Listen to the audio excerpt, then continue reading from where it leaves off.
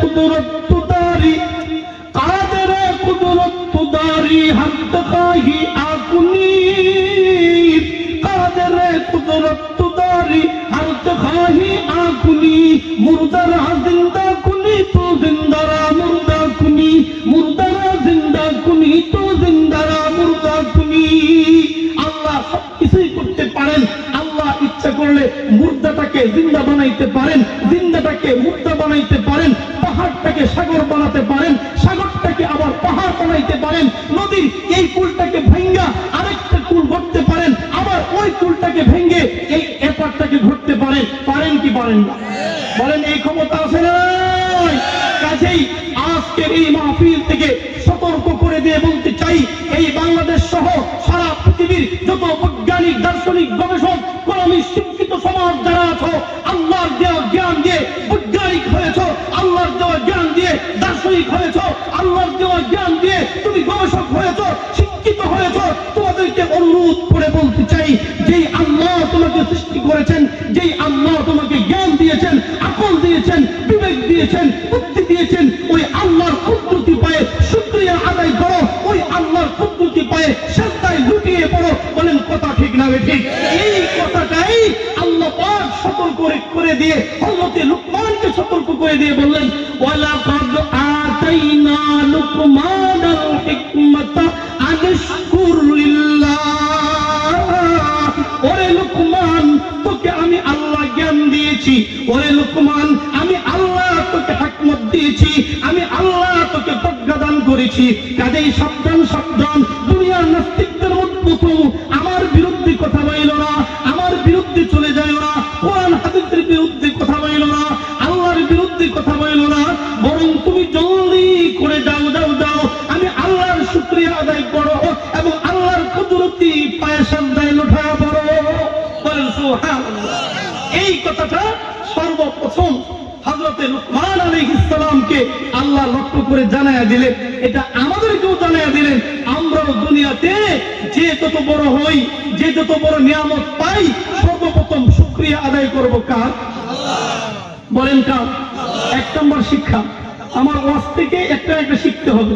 এক নম্বর শিক্ষা হলো, যখনই একটা ভালো কিছু পেয়েছেন, একটা ভালো চাকরি পেয়েছেন, পরীক্ষায় ভালো ফলাফল করেছেন, একটা মামলা দীর্ঘদিন চলতেছিল, মামলায় আপনার মনের আশা আল্লাহ পূরণ করেছেন, আপনার পক্ষে সত্যের পক্ষে ন্যায়ের পক্ষে আল্লাহ পাক একটা রায় দেওয়ার ব্যবস্থা করে দিয়েছেন, একটা ভালো ছেলের জন্য একটা ভালো মেয়ে পেয়েছেন, একটা মেয়েটাকে ভালো জায়গায় বিয়ে দিতে পেরেছেন। মোট কথা হলো, যখনই আপনার উপরে আল্লাহর কোনো রহমত আসবে, আপনার উপরে আল্লাহর কোনো নিয়ামত আসবে, সর্বপ্রথম আপনার জবান থেকে আল্লাহর দরবারে শুকরিয়া আদায় করবেন, বলবেন আলহামদুলিল্লাহ। বলতে পারবেন তো আজকে থেকে? বলেন বলতে পারবেন তো? শুধু তাই না, আমার উস্তাদ আমাকে বলেছেন যে বাবা, তুমি তোমার ঘর থেকে বের হয়ে রিকশায় উঠেছো, রিকশায় উঠে তুমি নান্দাইল বাজারে গিয়েছো। মনে করেন আমি এখানে রিকশায় উঠে নান্দাইল বাজারে গেলাম, নান্দাইল বাজারে আমি রিকশা থেকে নামার পরে আল্লাহর দরবারে সর্বপ্রথম আল্লাহর কাছে শুকরিয়া আদায় করবা। এই জন্য আল্লাহ ইচ্ছে করলে তোমাকে এই অটো রিকশায় অ্যাক্সিডেন্ট করাইয়া হাসপাতালে পাঠাইতে পারত। শুধু হাসপাতালে না, হাসপাতালের অপারেশন থিয়েটারে আল্লাহ পাঠাইতে পারত। অপারেশন থিয়েটারে না, তোমাকে প্যাকেট বানাইয়া সাদা কাপড় দিয়ে পাঠাইয়া মৃত্যুর কোলে ঠেলে দিত, এরপরে তোমার জানাজা পড়াইয়া জমিনের নিচে ঢুকাইয়া দিতে পারত। পারত কি পারত না? বলেন এরকম হচ্ছে কি হচ্ছে না? এখন হচ্ছে কি হচ্ছে না?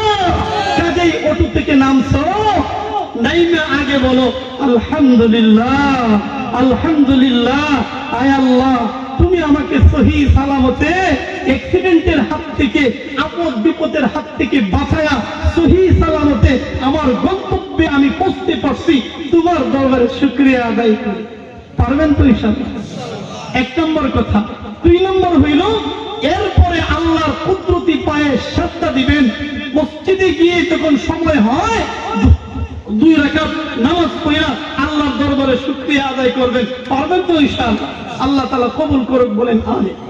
তো যাই হোক, হযরতে লুকমান আলাইহিস সালাতু ওয়াস সালাম উনি তার জ্ঞান এবং প্রজ্ঞার মাধ্যমে ওনার প্রিয় সন্তানকে কিছু নসিহত করেছিলেন, যে নসিহতগুলো আল্লাহ তাআলার কাছে এতই পছন্দনীয় যে আল্লাহ তাআলা লুকমান হাকিমের এই নসিহতগুলোকে আল্লাহ পাক কোরআন বানিয়ে, সূরা বানিয়ে, আয়াত বানিয়ে সর্বকালের সর্বযুগের সর্বশ্রেষ্ঠ নবী মুহাম্মদুর রাসূলুল্লাহ সাল্লাল্লাহু আলাইহি ওয়াসাল্লামের উপরে কোরআন হিসাবে আল্লাহ পাক নবী আমাদের নবীর উপরে নাযিল করে দিলেন। বলেন সুবহানাল্লাহ। এবং আমাদের নবীর মাধ্যমে, কোরআনের মাধ্যমে কিয়ামত পর্যন্ত আনেওয়ালা সমস্ত উম্মতদেরকে আল্লাহ পাক জানায়া দিলেন ওই লুকমান হাকিম তার সন্তানকে যেই নসিহতগুলো করে গিয়েছিল, তুমি বাবা হিসাবে তোমার সন্তানদেরকেও এই নসিহতগুলো করে যাবে। বলেন কথা ঠিক না বেঠিক? আমরা রাজি আছি তো ইনশাআল্লাহ? আমরাও আমাদের সন্তানদেরকে কোনো এক সময় পাশে বসিয়ে আবেগময় হৃদয়ের সাথে সন্তানকে এই নসিহতগুলো করতে পারবেন তো ইনশাআল্লাহ? চেষ্টা করবেন। এক নম্বর নসিহত, আমি লম্বা চড়ানো দিকে যাব না, হয়তো দুইটা বা তিনটা নসিহতের কথা বলবো, সময় হয়তো পাবো না। এক নম্বর নসিহত হযরত লুকমান হাকিমের। হযরত লুকমান হাকিম তার সন্তানকে লক্ষ্য করে বলেন, وَلَقَدْ آتَيْنَا لُقْمَانَ الْحِكْمَةَ أَنِ اشْكُرْ لِلَّهِ وَمَنْ يَشْكُرْ فَإِنَّمَا يَشْكُرُ لِنَفْسِهِ وَمَنْ كَفَرَ فَإِنَّ اللَّهَ غَنِيٌّ حَمِيدٌ وَإِذْ قَالَ لُقْمَانُ لِابْنِهِ وهو يعظه يا بني لا تشرك بالله إن الشرك لظلم عظيم। সংক্ষেপে এবং সহজ করে বলছি, এক নম্বর নসিহত হযরত লুকমান হাকিম তার প্রিয় আদরের সন্তান কলিজার টুকরাকে বলে করেছিলেন, আমরাও আমাদের সন্তানদেরকে করব, এটা আল্লাহ পাকের নির্দেশ। এক নম্বর নসিহত বাবা হিসাবে আপনার সন্তানকে করতে হবে আল্লাহর সাথে পরিচয় করিয়ে দেওয়া। বলেন তো বাবার কাজ কি? এক নম্বর কাজ কি? সন্তানকে কার সাথে পরিচয় করিয়ে দেওয়া? কার সাথে? যে আল্লাহ আপনাকেও সৃষ্টি করেছেন, আপনার সন্তানটাকেও সৃষ্টি করছেন, ওই আল্লাহর সাথে পরিচয় করিয়ে দেওয়ার দরকার আছে না নাই? বলেন আছে না? হাজারো মানুষ আছে কোনো সন্তান নাই, আছে না নাই? ও মানুষ সন্তান ছাড়া টাকা পয়সার কোনো অভাব নেই। ঢাকা সোনারগাঁয়ের এক এমপি ছিলেন, এমপি আবুল হাসানাত, ওই এমপি সাহেবের ব্যাংক ব্যালেন্স, মেল ফ্যাক্টরি, কল কারখানার কোনো অভাব নেই। ওই লোকটার কোনো সন্তান ছিল না। আচ্ছা বলেন তো দেখি, টাকা পয়সার অভাব, বলেন অভাব, গাড়ি বাড়ির অভাব, মেল ফ্যাক্টরি কল কারখানার অভাব, ব্যাংক ব্যালেন্সের অভাব, কিন্তু অভাব একটা জায়গায়, কোনো সন্তান নাই, নিঃসন্তান। মনে বড় কষ্ট, আছে না নাই? সন্তান যার নাই তাকে গিয়ে জিজ্ঞাসা করেন সন্তানের মায়া, মমতা, ভালোবাসা আর মনের মধ্যে কত ব্যথা অন্তরের মধ্যে আছে।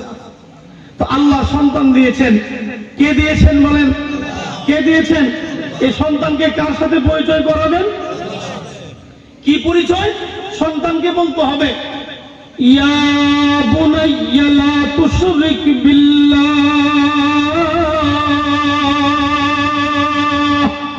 ইন্নাশ শিরকা লাযুলমুন আযীম।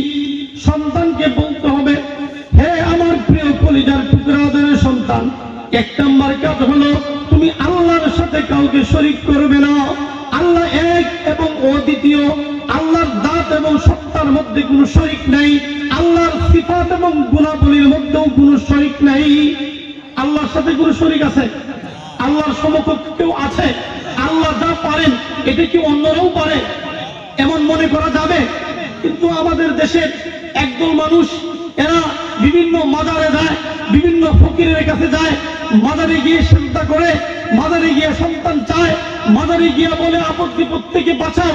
আচ্ছা বলেন তো দেখি, ওই মাজারের ভিতরে, ওই কবরের ভিতরে যেই লোকটা শুয়ে আছে, এই লোকটা যদি আল্লাহর ওলি হয়, হতে পারে, কোনো সমস্যা নাই, হতে পারে, কিন্তু ওই আল্লাহর ওলির হাতে কোনো ক্ষমতা আছে যে তাকে সন্তান দেবে? বলেন আছে ক্ষমতা? আল্লাহ পাক তার সবচেয়ে প্রিয় নবী মুহাম্মদ সাল্লাল্লাহু আলাইহি ওয়াসাল্লাম, আল্লাহর নবী মুহাম্মদ সাল্লাল্লাহু আলাইহি ওয়াসাল্লামের চাইতে বড় কোন পীর, বড় কোন বুজুর্গ, বড় কোন আল্লাহর ওলি, বড় কোন গাউস আর কুতুব এই জমিনে আর কেউ আছে? বলেন আর কেউ আছে? সেই নবীজি তার কলিজার টুকরা মা ফাতেমাকে বললেন, আনকিযী নাফসাকা মিনান নার, ও ফাতেমা তুমি আমার কলিজার টুকরা, আমি তোমাকে সবচেয়ে বেশি ভালোবাসি, এই কথার মধ্যে কোনো সন্দেহ নাই।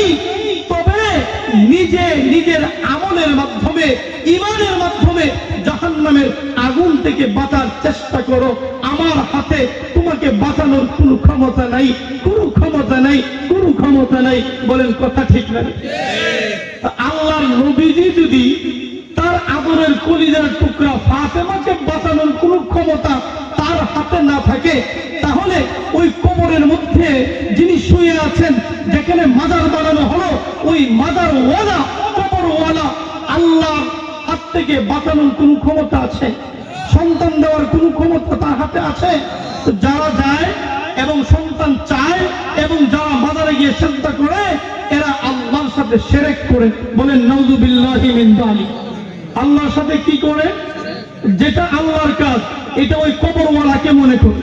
সন্তান দেওয়ার মালিক আল্লাহ, আর সে মনে করতেছে ওই বাবা, ওই পীর, ওই ফকির, ওই মাজারওয়ালা, কবরওয়ালা সন্তান দিবে।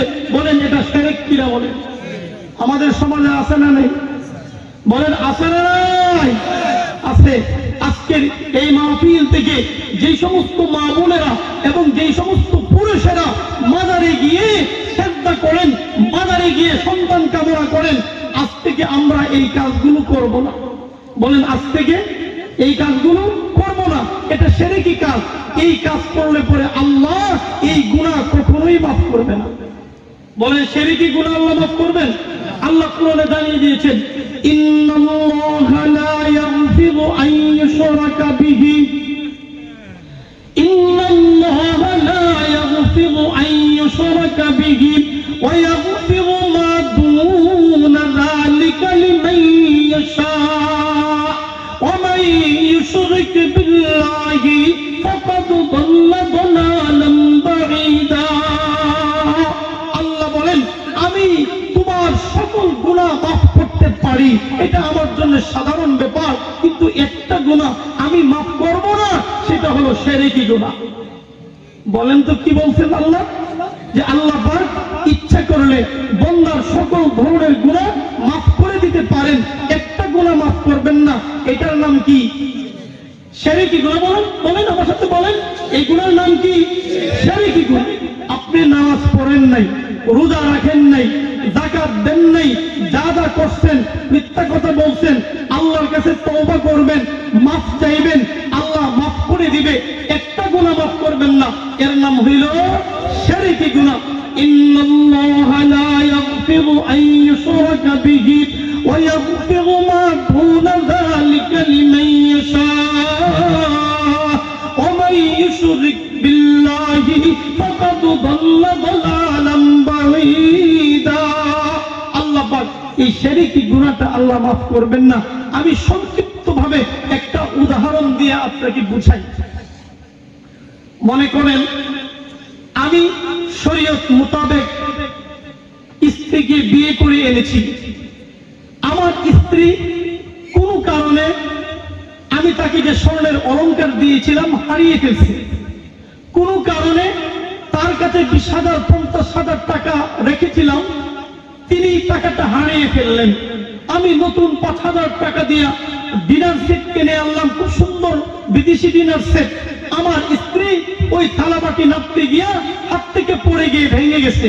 আমি একটা দামি মোবাইল কিনে দিলাম, এই মোবাইলটা হারিয়ে ফেলছে, যা যা অন্যায় অপরাধ করছে, এখন ওই বিবি যদি আপনার পায়ে ধরে মাফ চায় যে স্বামী গো আমি ইচ্ছা করে এগুলো করি নাই, টাকাটা হারিয়ে গেছে, মোবাইলটা কে যেন নিয়ে গেছে, স্বর্ণটা কে যেন নিয়ে গেছে, ডিনার সেটটা হাত থেকে পড়ে ভেঙে গিয়েছে, আপনি মাফ করে দেন, কি বলেন?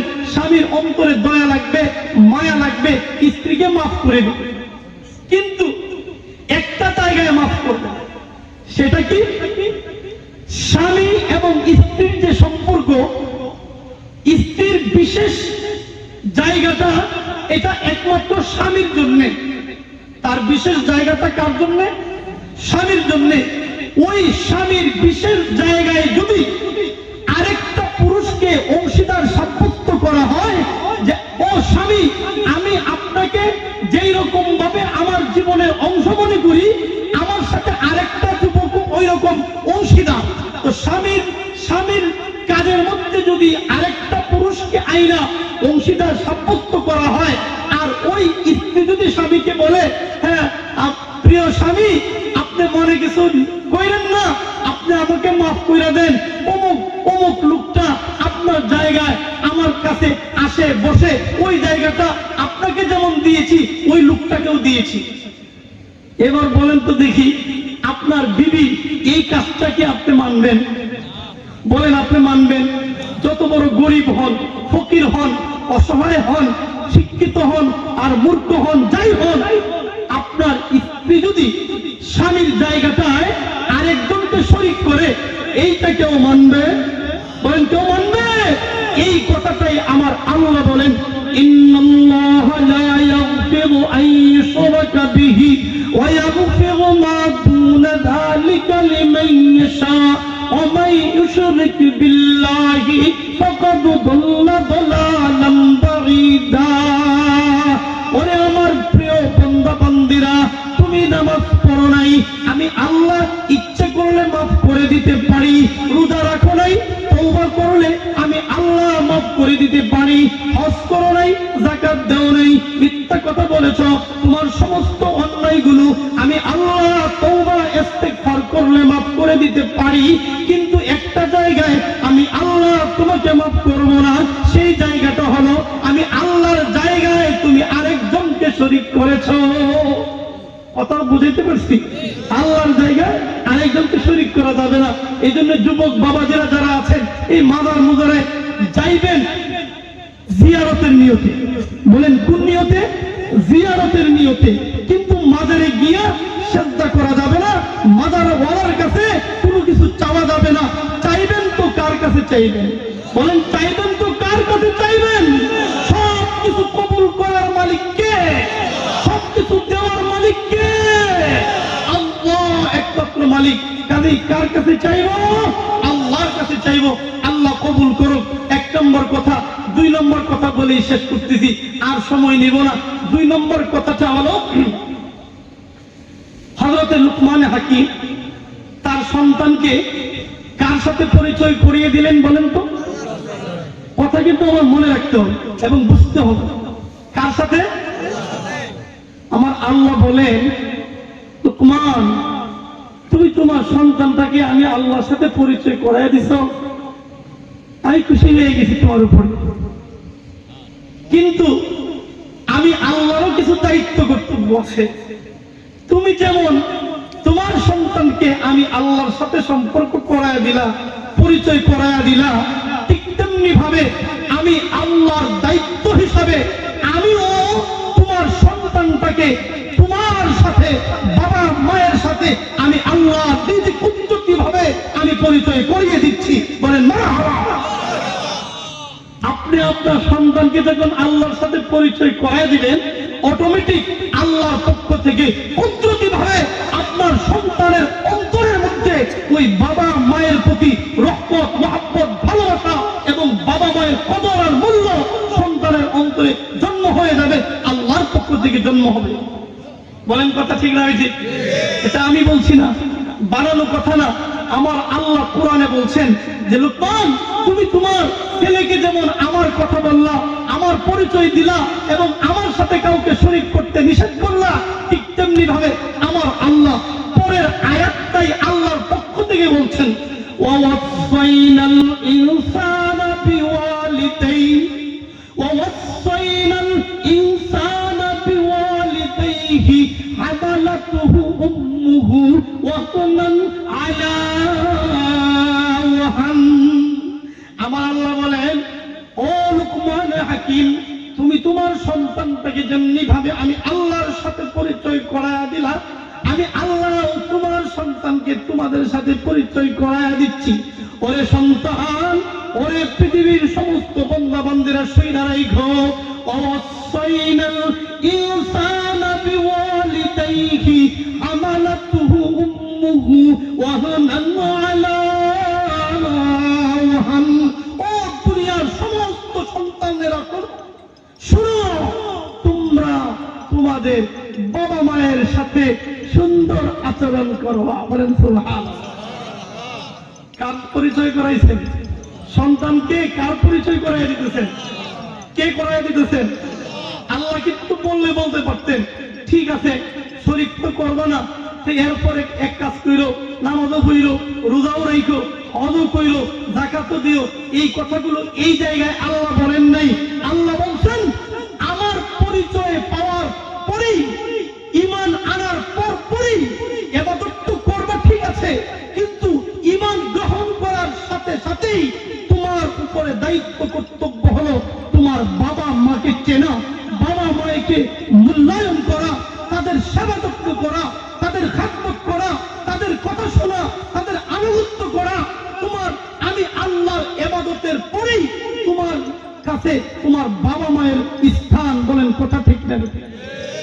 যত জায়গায় আল্লাহ পাক আল্লাহর ইবাদতের কথা বলছেন, ওই জায়গাতেই পাশাপাশি আল্লাহ পাক মা বাবার আনুগত্য করার কথাও বলছেন। কে বলছেন কথাটা? আমার আল্লাহ বলছেন। আল্লাহর পরিচয় পাওয়ার পরে, আল্লাহর ইবাদতের পরেই কার আনুগত্য করতে হবে? বলেন বলেন কার? আল্লাহ পাক কুরআনে কারীমের অন্য আয়াতের মধ্যে বলছেন, وَقَضَى رَبُّكَ أَلَّا تَعْبُدُوا إِلَّا إِيَّاهُ وَقَضَى رَبُّكَ أَلَّا تَعْبُدُوا إِلَّا إِيَّاهُ وَبِالْوَالِدَيْنِ إِحْسَانًا إِمَّا يَبْلُغَنَّ عِندَكَ الْكِبَرَ أَحَدُهُمَا أَوْ كِلَاهُمَا فلا تقل لهما أف ولا تنهرهما وقل لهما قولا كريما واخفض لهما جناح الذل من الرحمة وقل আমার সাথে বলেন وقل رب ارحمهما كما ربياني صغيرا وقل رب ارحمهما كما ربياني صغيرا। ও এলাকার যুবক ভাইরা আমার, যুব সমাজের উদ্যোগে আজকের এই মাহফিল, আমি এলাকার প্রতিটি যুবকের পায়ে ধরে আজকের এই গভীর বদলি থেকে শেষ রাত্রিতে আমি আপনাদের পায়ে ধরে বলে যাই, আমার মা বোনদেরকে বলে যাই, সকল সন্তানদেরকে বলে যাই, যদি জান্নাতে যেতে চাও, যদি জান্নাতে যেতে চাও, দুনিয়ার আখিরাতে সফল হতে চাও, শুধু ইবাদত দ্বারা হবে না, শুধু নামাজের দ্বারা হবে না, শুধু হজ আর যাকাতের দ্বারা হবে না, বা ইবাদতের পরেই মা বাবার সেবা, মা বাবার আনুগত্য করা, এইটা সন্তানদের উপর সবচেয়ে বড় ইবাদত, সবচেয়ে বড় ফরজ দায়িত্ব। যেই সমস্ত যুবকেরা তার মায়ের সাথে দুর্ব্যবহার করো, বাবার সাথে দুর্ব্যবহার করো, মাকে ধমক দাও, বাবাকে ধমক দাও, বাবার সাথে উচ্চ গলায় কথা বলো, ধমক দিয়ে কথা বলো, মায়ের সাথে ধমক দিয়ে কথা বলো, ও বাবা তোমার হাতে ধরি, পায়ে ধরি, এই কাজটা কইরো না, কইরো না, কইরো না। যারা বাবা মায়ের মনে কষ্ট দিবে, খোদার কসম কসম তোমার সন্তানরাও একদিন তোমাকে কষ্ট দেবে। বলেন কথা ঠিক না? বলেন কথা ঠিক না? ঠিক। বাবা মায়ের সেবা করতে হবে তো ইনশাআল্লাহ, তাদের কথা শুনতে হবে তো, মানতে হবে তো ইনশাআল্লাহ। দেখেন আরেকটা কথা মনে পড়ে গিয়েছে, কিছুদিন আগে একটা ভূমিকম্প হয়েছিল, টের পাইছিলেন? আমরা তো ঢাকাতে থাইকে মনে করছি বিল্ডিং মনে হয় ভেঙে পড়তেছে মাথার উপর। যে যে হালতে আসলাম, যেভাবে আসলাম, দৌড়াইয়া নিচে নামছি, খোলা মাঠে চলে গেছি, লক্ষ লক্ষ মানুষ উপর থেকে 10 তলা থেকে নেই না রাস্তায় চলে আসছে, মাঠে চলে আসছে। এই যে ভূমিকম্প, একটার পর একটা আপদ বিপদ বালা মুসিবত আইলর সিডর, বিভিন্ন নামে বিভিন্ন মুসিবত একটার পর একটা দেশের মধ্যে আসতে থাকে। এর সবচেয়ে কারণ হলো 15টি কারণ। বলেন কয়টি কারণ? 15টি কারণ। সময় নাই, বলবো না, সময় শেষ হয়ে গেছে। 2টা কারণ বলে শেষ করতেছি। এই কারণগুলোর কারণে আল্লাহর পক্ষ থেকে এই সমস্ত আযাব আর গজব দুনিয়াতে আসে। এর মধ্যে সবচেয়ে বড় আযাব হইল এই ভূমিকম্প। মাত্র 5 সেকেন্ড ছিল, 1 মিনিট থাকলে অবস্থাটা কি হইত? খুঁজে পাওয়া যেত কিছু? মাটিও তো খুঁজে পাইতেন না, মাটি তো সাগর হয়ে যেত। বলেন কথা ঠিক কিনা? আল্লাহ কিয়ামত যে আল্লাহ পাক ঘটাবেন, এটা বিশ্বাস হয়? সারা পৃথিবীর পাহাড়গুলো তুলার মতো উঠতে থাকবে, এটা বিশ্বাস হয় তো ইনশাআল্লাহ? কি বলেন, বিশ্বাস হয় না? অবশ্যই হয়। এই ঘূর্ণিঝড়, আপদ বিপদ সিডর, যা হয় 15টি কারণ, তিরমিজি শরীফের হাদিস। এর মধ্যে 2টা কারণ বলছি, যেই 2টা কারণ আমার আয়াতের সাথে সম্পৃক্ত। আল্লাহ রাসূল বলছেন, আতাআর রাজুলু ইমরাআতাহু ওয়া আক্কা উম্মাহু, আতাআর রাজুলু ইমরাআতাহু ওয়া আক্কা উম্মাহু ওয়া আদনা সাদিকাহু ওয়া আকফা আবাহু আও কামা ক্বালা আলাইহিস সালাতু ওয়াস সালাম।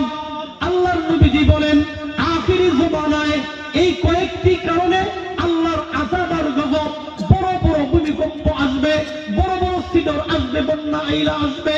এর মধ্যে 2টা কারণ হলো এই, মানুষ তার স্ত্রীর আনুগত্য করবে, স্ত্রীর কথা শুনবে, স্ত্রীকে সম্মান করবে, ভালোবাসবে, কিন্তু মা দুঃখিনীর কথা শুনবে না। মা দুঃখিনীর প্রতি তার কোনো ভালোবাসা নাই। মা দুঃখিনীর কোনো কথা শুনলে মনে হয় যেন বিষের মতো। মা দুঃখিনীকে কোনো কথা বললেই ধমক দেওয়া হয়, আর স্ত্রী কথা বলার সাথে সাথে হাসি মুখে মেনে নেওয়া হয়। এটা সমাজে চলছে কিনা? কিছু চলতেছে কিনা? আমার মা বোনেরা যারা আছেন, যারা স্ত্রী হিসাবে স্বামীর সংসার করছেন, আমার কথাটা শুই না আপনারা মনে কষ্ট নিয়েন না। আপনাদেরকে কথাটা আমি এইভাবে বলছি না। হ্যাঁ, একজন স্ত্রীকে তার স্বামী সবটুকু ভালোবাসা উজাড় করে দিবে, এটা নিষেধ নাই। স্ত্রীর কথা শোনা মানা নিষেধ নাই, কিন্তু সমস্যাটা হলো ওই সময় যখন মায়ের কথা শুনবে না 1 বিন্দু পরিমাণ, আর স্ত্রীর কথা শুনবে 100 বার। স্ত্রীকে প্রাধান্য দেওয়া হবে 100%, আর মাকে প্রাধান্য দেওয়া হবে না 1%। এই জায়গায় সমস্যা। আমার কথাটা বুঝছেন? মা বোনরা যারা আছে আমার কথাটা হয়তো বুঝছেন। আপনার প্রতি স্বামীর ভালোবাসা একটু দুর্বল হোক, কমে যাক, আমি এটা বলছিলাম। একজন স্বামী তার স্ত্রীকে হৃদয়ের সবটুকু ভালোবাসা উজাড় করে দিবে, এটাই স্বাভাবিক। কিন্তু স্ত্রীর ভালোবাসা এক ধরনের, মায়ের ভালোবাসার কোয়ালিটি আরেক ধরনের, সন্তানের ভালোবাসার কোয়ালিটি আরেক ধরনের, ভাই বোনের ভালোবাসা আরেক ধরনের। প্রত্যেকের ভালোবাসা আপন আপন জায়গায় সঠিকভাবে আদায় করতে হবে। কিন্তু সমস্যা হলো ওই জায়গায় যেই সমস্ত পুরুষেরা স্ত্রীর ভালোবাসার মূল্য আছে, মায়ের ভালোবাসার কোনো মূল্য নেই, ওদেরকে বলা হয়েছে আল্লাহর আযাব আর গজব তোমাদের কারণে দুনিয়াতে আসবে। বলেন এমন পুরুষ আছে না নাই? এমন যুবক আছে না নাই?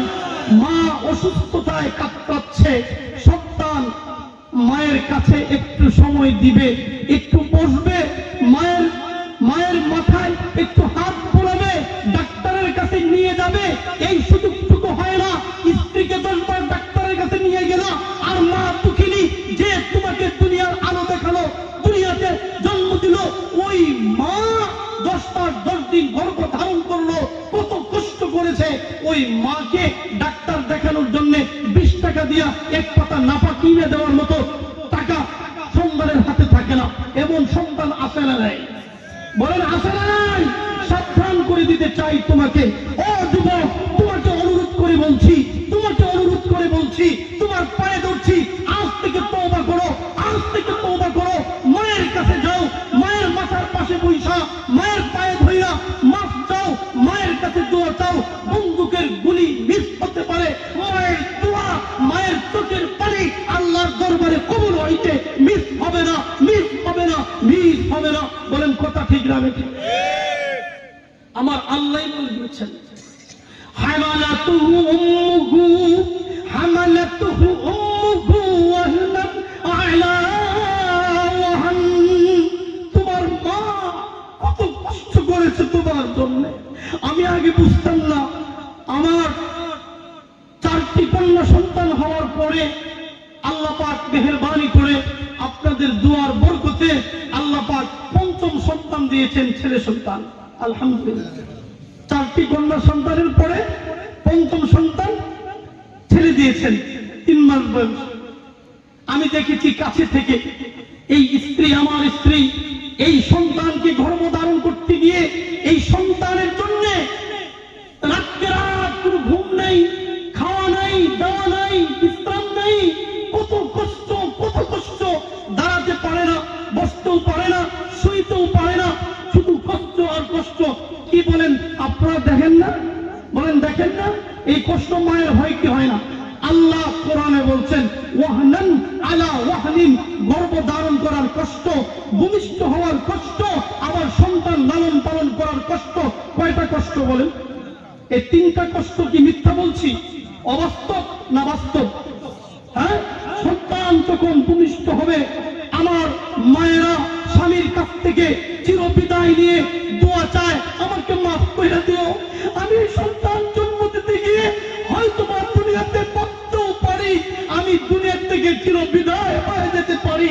বলেন এই সন্তান ভূমিষ্ঠ হওয়ার সময় যখন স্বীকার করা হয় তখন স্বামী, প্রত্যেকটা স্ত্রী তার স্বামীর কাছে মাফ চায়, বাবা মায়ের কাছে মাফ চায়, বন্ধু বান্ধবের বান্ধবীদের কাছে মাফ চায়। বলেন চাই কি চাই না? অনেক মা সন্তান ভূমিষ্ঠ হওয়ার সময় দুনিয়া থেকে চিরবিদায় হয়ে চলে যায়, সন্তান বেঁচে থাকে, কিন্তু দুঃখিনী মা, দুঃখিনী দুনিয়া থেকে চিরবিদায় হয়ে অন্ধকার কবরে চলে গেছে। ওই সন্তান তুমি বড় হয়ে মাকে কষ্ট দাও, মাকে কষ্ট দাও, মাকে ধমক দাও, মাকে ডাক্তার দেখানোর টাকা তোমার কাছে থাকে না। মা কত কষ্ট করে তোমার জন্য, আর তুমি আরামে বিবি নিয়ে ঘুমাও, মায়ের কাছে ভাত নাই, কাপড় নাই, চিকিৎসা নাই, ওই একটা ভাঙ্গাচোরা ঘরের মধ্যে মাকে ফেলে রাখছো। সাবধান হয়ে যাও, সাবধান হয়ে যাও। দুনিয়াতেও তোমার উপরে আল্লাহর আযাব আর গজব যে কোনো সময় বর্ষণ হতে পারে। বলেন কথা ঠিক না? মাকে কষ্ট দিবেন, বাবাকে কষ্ট দিবেন। বাবা মা এই দুইজনকে জীবনের সবটুকু বিসর্জন করে দিয়ে তাদেরকে সম্মান করবেন, তাদের কথা শরীয়ত সম্মত যদি হয় তাদের কথা শুনবেন, ধমক দিয়েন না। একবারের কথা 2বার বললেই বাবাকে ধমক দেন। আরে ভুলে গেছেন, আপনি ভুলে গেছেন আপনার শৈশবকালের কথা। আপনার যখন 4 বছর 5 বছর বয়স ছিল তখন বাবাকে কত হাজার কথা তার কোলে উঠে বলছেন না? আব্বু এটা কি, আব্বু ওইটা কি, আব্বু এটার নাম কি, আব্বু আমার এইটা দিবা, আব্বু আমার ওইটা দিবা।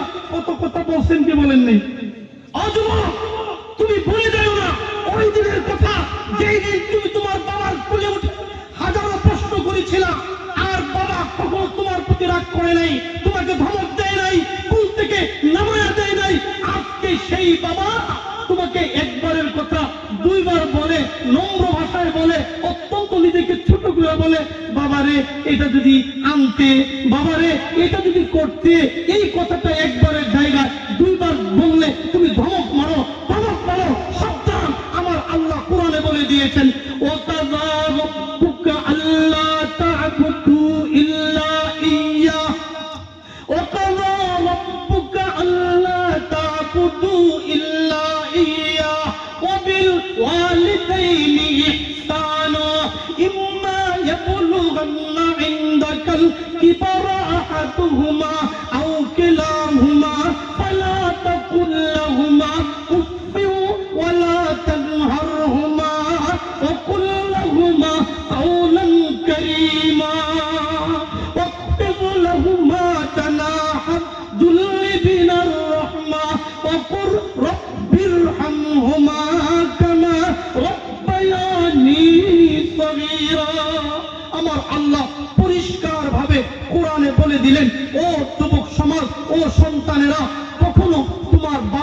এবং মাকে এমন ধমক দিয়ে কথা বলবে না যে অন্তরের মধ্যে উফ শব্দটা অনিচ্ছায় তার জবান থেকে উফ শব্দটা চলে আসে, এমন ধমক তোমার কি করবে না, বাবা মাকে দিবে না, বরং তোমার রহমতের ডানাগুলো তোমার বাবা মায়ের পদতলে বিছায়া দাও। আর সব সময় বাবা আর মায়ের যদি দুনিয়া থেকে চলে যায় তাদের জন্য দোয়া করবে। আমার সাথে বলেন, রব্বির হামহুমা কামা রব্বায়ানি সগীরা, রব্বির হামহুমা কামা রব্বায়ানি সগীরা। আয় আল্লাহ, গভীর রজনীতে আমাদের বাবা মা যারা দুনিয়া থেকে চলে গেছে তাদের জন্য দোয়া করলাম, তুমি আল্লাহ দোয়াটা শিখাইয়া দিছো, কাজেই আল্লাহর শিখানো দোয়া যদি আমি আল্লাহর দরবারে করি, এই দোয়া আল্লাহর কাছে কবুল হইতে বিলম্ব হবে না, দেরি হবে না। বলেন কথা ঠিক কিনা? আমার বাবা মা যারা দুনিয়া থেকে চলে গেছে, আল্লাহ পাক তাদের গুনাহগুলো মাফ করে দিয়ে জান্নাতবাসী হিসাবে কবুল করে নিক, বলেন আমিন। আর যাদের বাবা মা দুনিয়াতে বেঁচে আছে, আল্লাহ তাআলা সুস্থতার সাথে ইমানি জিন্দেগি, ইমানি হালত আল্লাহ তাআলা তাদেরকে দান করুক, সকলেই বলেন আমিন। যাই হোক, রাত গভীর হয়ে গেছে, আমি এখন শেষ করতে চাচ্ছি। আমি যে কয়টা কথা আপনাদেরকে বললাম, এই কথাগুলোর উপরে আমল করার চেষ্টা করবেন তো ইনশাআল্লাহ। আপনাদেরকে বিরক্ত করছি, আমাকে ক্ষমা সুন্দর দৃষ্টিতে দেখবেন। আমি আপনাদের জন্য দোয়া করি এবং আমি আপনাদের কাছে দোয়া চাই। আল্লাহ তাআলা সকলের দোয়াকে আল্লাহ পাক কবুল করে নিক, বলেন আমিন। আবারও বলে আমিন। এবং সবসময় ইমানের হালতে থাকবেন, ইমানকে সবচেয়ে বড় মূল্যবান সম্পদ মনে করবেন। ইমান কারো কাছে বিক্রি করবেন না, আল্লাহ তাআলার কাছে সবচেয়ে দামি জিনিসের নাম হইল ইমান। বলেন, আল্লাহ তাআলার কাছে সবচেয়ে দামি জিনিসের নাম কি? ইমান। ইমান সবার আগে, বলেন ইমান সবার আগে। আমার সাথে বলেন, ইমান সবার আগে। ইমান নিয়ে বাঁচতে চাই, বলেন ইমান নিয়ে বাঁচতে চাই, ইমানের হালতে থাকতে চাই, ইমান নিয়ে মরতে চাই, ইমানের সমাজ গড়তে চাই। বলেন কথা ঠিক না বেঠিক? আমরা সব সময় ইমানের হালতে থাকবো, ইমানের পক্ষে কথা বলবো। যারা ইমানের বিরুদ্ধে কথা বলবে, কোরআনের বিরুদ্ধে কথা বলবে, হাদিসের বিরুদ্ধে কথা বলবে, আলিম উলামাদের বিরুদ্ধে কথা বলবে, ইসলামী সমাজ ব্যবস্থার বিরুদ্ধে কথা বলবে, দাড়িওয়ালা টুপিওয়ালার বিরুদ্ধে কথা বলবে, আমি তাদেরকে সুস্পষ্টভাবে হুঁশিয়ার করে দিতে চাই, অতীতেও যারা বাংলাদেশের ক্ষমতায় এসেছিল তারা আলেম উলামাদের বিরুদ্ধে ষড়যন্ত্র এবং গভীর জুলুম নির্যাতন করার কারণেই বাংলাদেশ থেকে পালাতে বাধ্য হয়েছে। বলেন কথা ঠিক কিনা বেঠিক? আবার আগামীতে যারা বাংলাদেশের ক্ষমতায় আসবে, কে আসবেন, কারা আসবে আমি এটা জানি না, বলতেও পারবো না।